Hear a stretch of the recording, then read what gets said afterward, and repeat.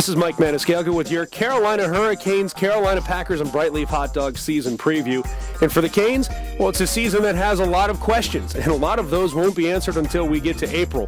But a few things you should know about. One, goaltender Cam Ward is back. He's going to have to play at a Vezina quality level for this team to be a serious division contender. But for a playoff contender, if he gets some help up front, that's the big key. And it's a big key and a big growth year for Eric Staal. Even though he's one of the veterans right now, he's now the captain. There's no doubt about it. The veteran leadership will come from number 12, and number 12 will have to deliver a big year. But he might just be able to do that, as Eric Cole looks to be back in the form before he had his serious neck injury, at least so far in the preseason. The speed seems to be back. Will the scoring touch follow? And maybe new line mate, at least for the early portion of the season, Patrick O'Sullivan, can get a career rebirth here in Carolina after suffering a few seasons in Edmonton, where every other player has suffered the past few seasons in the NHL. But the player to look out for, at least on the offensive side, is 18-year-old first-round draft pick Jeff Skinner.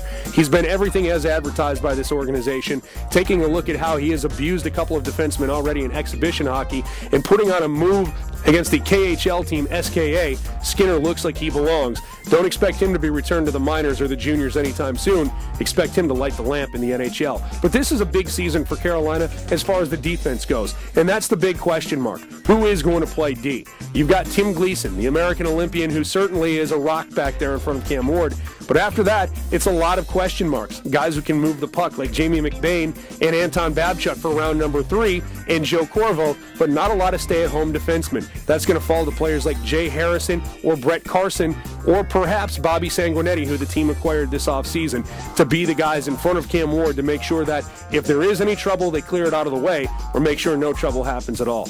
But giving up goals won't be a huge problem. It's scoring goals, and it goes back to what we mentioned with Eric Staal and the new players coming in. This is a big year and a big contract year for a couple of players. Eric Cole's on a contract year, and so is Chad LaRose. And I expect the energy player who's worked his way into a top 6 position with his team to have a big year. Look for Chad LaRose to score up to 20 goals, maybe even more. It's a big breakout for him. He's become a leader. He's grown up, and not only that, he's a dependable forward night in, night out for this team.